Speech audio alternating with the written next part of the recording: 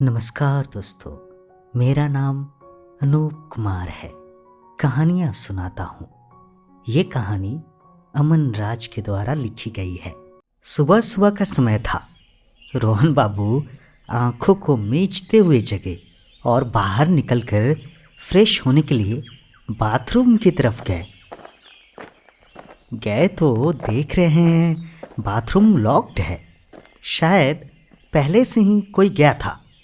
तभी शर्मा जी भी वहाँ पहुँच गए, जो उसी घर में किराए पे रहा करते थे, जहाँ रोहन बाबू भी अपने छोटे भाई के साथ किराए पे थे।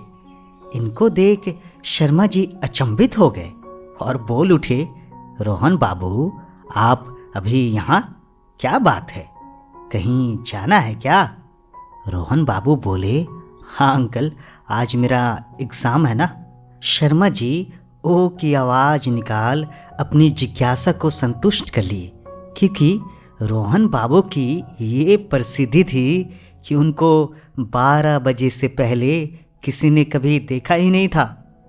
तभी अंदर से रोहित पंडित दरवाजे की खोल के बाहर आए और रोहन को देखकर बोले, क्या जी, क्या बात है, पेट वगैरह खराब हो गया क्या कि आज इतनी सुबह दर्शन दे दिए हो? रोहन बोला, नहीं रोहित भाई, आज एग्ज़ाम है ना। रोहित बोला, कैसा एग्ज़ाम भाई? अरे वो मेरा ग्रेजुएशन पार्ट 1 का एग्ज़ाम है ना, 9 बजे से कुछ रिवाइज़ करना था, इसलिए इतनी सुबह जगा हूँ। रोहन बोला। तभी शर्मा जी की आवाज़ आंगन में बैठी एक कुर्सी से आई, अरे बेटा, पहले हो आओ, उसके बाद बातें करना। रोहन बाबू उनकी बातों का आदर करते हुए फ्रेश होने के लिए अंदर चले गए। कुछ देर के बाद अंदर से निकलते हुए रोहन के अंदर एक अजीब सी ताजगी थी, जैसे कोई जंग जीत आया हो। रोहन बाबू झटपट अपने रूम में आए और अपनी बुक उठा छत पे चला गया। छत पे सुबह की ताजी ताजी और मीठी हवा लगने के बाद रोहन का मन और भी ताज़ा हो गया। रोहन सोचने लगा, कितना मधुर वातावरण है। खजूर के पेड़ पे बैठे चिड़ियों की चूं चूं करने की आवाज़ सुबह के इस मधुर वातावरण को और भी मनमोहक बना दे रहा था। बस कमी थी तो एक ही चीज़ की, वो ये थी कि उसके घर के ठीक पीछे ही एक कब्रिस्तान था, जिसमें आए दिन किसी न किसी को दफनाया जाता था। आज सुबह सुबह भी कब्रिस्तान में एक नौ युवती को दफनाया जा रहा था, जिसे देख के रोहन थोड़ी देर वहाँ हो रही क्रियाओं को देखने लगा। तभी उसे ख्याल आया कि अरे, मेरा एग्ज़ाम है ना, जल्दी से रिवाइज करो और एग्ज़ाम देने चलो। और सर पेज को पलटने लगा और लगा बुदबुदाने। रोहन कभी अपने मोबाइल में टाइम देखता तो कभी कॉपी की तरफ अपनी सरसरी निगाहें दौड़ाता। इसी उड़ेन बून के बीच 8 बज गए। रोहन जल्दी से सारा सामान समेटकर तैयार होने के लिए निकल गया। सीढ़ी से नीचे उतरते ही उसको रोहित दिखा। रोहित को देख रोहन बोला, अरे वो रोहित भाई, आज कहीं जाना तो नहीं है ना? ना, रोहित ने जवाब दिया। सुनो ना भाई, हमको एग्ज़ाम सेंटर तक छोड़ दोगे क्या? अभी रोहन की बातें पूरी होती कि इसी बीच रोहित एकदम कॉन्फिडेंस में होकर बोला, अरे क्यों नहीं, कब छोड़ना है? रोहन थोड़ा जल्दबाजी में बोला, बस आधे घंटे में, मैं यूँ गया और यूँ आया। अच्छा ठीक है, जब चलना होगा बताना, तब तक मैं आज़ाद भैया के पास हूँ। ठीक है भाई, तैयार होके कॉल करता हूँ। रोहन यह कहकर तैयार होने के लिए चला गया। रोहन तैयार होने के बाद रोहित को कॉल किया और बोला, आ जाओ भाई, लेट हो रहा है, अब मैं तैयार हो चुका हूँ। रोहित बाइक को एकदम गड़गड़ाते हुए आया और गेट के सामने ब्रेक लगा के बाइक को एकदम से हीरो वाले अंदाज में मोड़ा।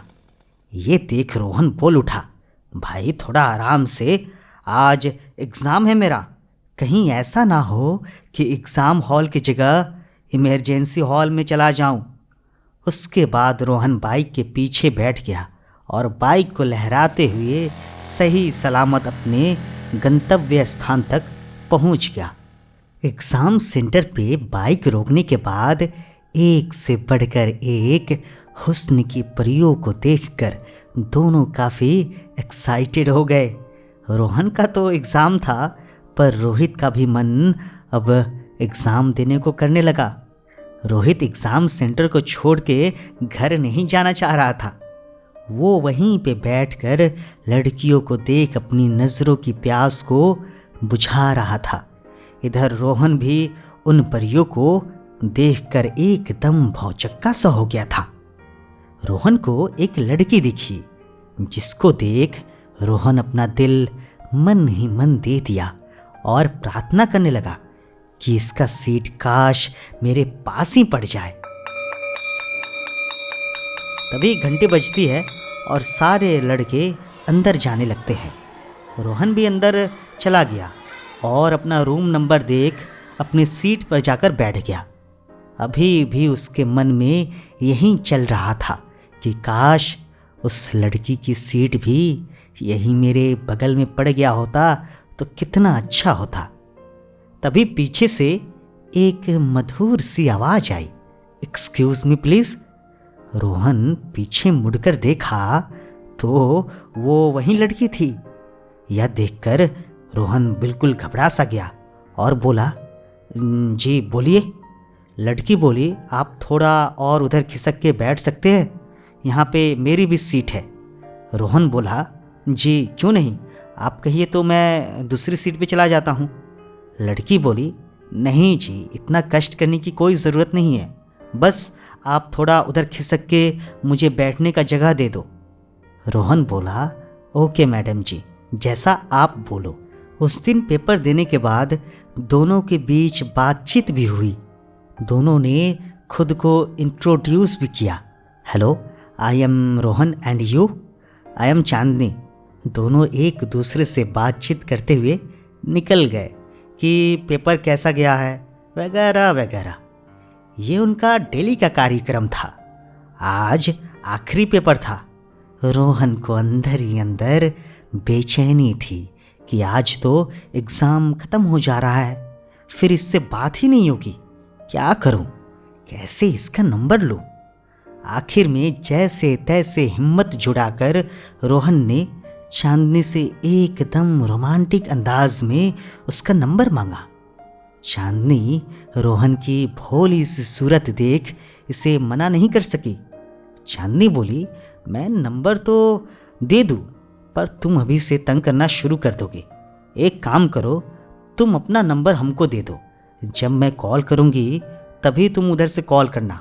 रोहन बेचारा करता भी तो क्या करता, चुपचाप उसके क्वेश्चन पेपर पे अपना नंबर लिख दिया और दोनों वहाँ से चले गए। रोहन बाबू घर पे आते ही अपना फ़ोन ऑन कर अपने पास रख लिए। जब किसी का फ़ोन या मैसेज आता तो तबाक से फ़ोन को उठा लेते और दूसरे का कॉल या मैसेज देख मन मसोट कर रह जाते थे। दोपहर से शाम हो गई, शाम से रात और रात से भोर हो गई, पर चांदनी का ना ही कोई कॉल आया और ना ही कोई मैसेज। रोहन बाबू उदास मन से बैठे बैठे कॉल का वेट कर रहे थे और कभी कभी थोड़ी देर के लिए झपकी भी ले लिया कर रहे थे। इधर भोर में जहाँ चिड़िया चहचहा रही थी, वहीं रोहन मन ही मन रो रहे थे। जैसे जैसे सूरज की किरण निकल रही थी, वैसे वैसे ही इनकी उम्मीदों का किरण डूबता ही जा रहा था। थक हार कर चुपचाप सो गए। सोए तो इतनी गहरी नींद में कि जब नींद खुली तो देख रहे हैं कि एक अननोन नंबर से 6 मिस्ड कॉल है। ये देख वे काफ़ी उत्साहित हो गए। उस नंबर पर कॉल बैक करने लगे। 2-3 रिंग के बाद कॉल उठाकर दोनों तरफ काफ़ी खामोशी सी छाई हुई थी। ना तो इधर से कोई चहल पहल थी और ना ही उधर कोई चहल पहल। थोड़ी देर बाद एक मधुर सा स्वर का हेलो की आवाज़ सुनाई दे रहा है। यह सुन रोहन बोले, हेलो कौन? उधर से आवाज़ आता है। अरे वाह जी वाह, इतनी जल्दी भूल गए? कल ही तो मुलाकात हुई थी। आज जब ये हाल है तो आगे क्या होगा? अरे चांदनी जी आप हैं? बोलिए कैसी हैं? इतनी देर क्यों कर दी कॉल करने में? मैं कल से ही आपके ही कॉल का वेट करते करते सो गया था। मैं सोया ही होऊंगा कि आपका कॉल आया है। गहरी नींद में होने के कारण रिसीव नहीं कर पाया। रोहन सॉरी बोलते हुए बातों का सिलसिला आगे बढ़ाने लगा। दोनों के बीच में बातचीत की शुरुआत हो गई। रोहन कॉल से बात करने के लिए रात रात भर छत पे रहता और भूतों की तरह रात भर छत पे टहल टहल के कॉल से बात करता था। एक रात की बात है, मौसम का मिजाज बहुत गर्म था। सबों के पसीने छूट गए थे गर्मी के मारे। रोहित भी रूम में रह नहीं पाया तो वो बिछावन के साथ छत पे आ गया। ये देख रोहन पूछा, क्या बात है रोहित भाई, नीचे नींद नहीं आ रही है क्या? रोहित बोला, नहीं भाई, बहुत गर्मी है। दोनों साथ में मिलकर बिछावन करते हैं और अपनी अपनी प्रेमिकाओं के पास कॉल लगाकर बात करने लगे। सो के बात करने के क्रम में रोहन को पता ना नींद कब आ गई, ये उसको पता ही नहीं चला। अचानक से रात के 2 बजे रोहन की नींद खुल गई और वो हड़बड़ाकर फ़ोन की तरफ देखा जिसमें 30 मिस्ड कॉल आए हुए थे। रोहन उधर से कॉल किया पर कोई रिस्पॉन्स नहीं मिला। तभी इसका ध्यान रोहित पे गया। अरे ये रोहित कहाँ चला गया? रोहन टॉयलेट के लिए उठा तो देखा कि छत के पीछे वाले कब्रिस्तान में रोहित टहल रहा है।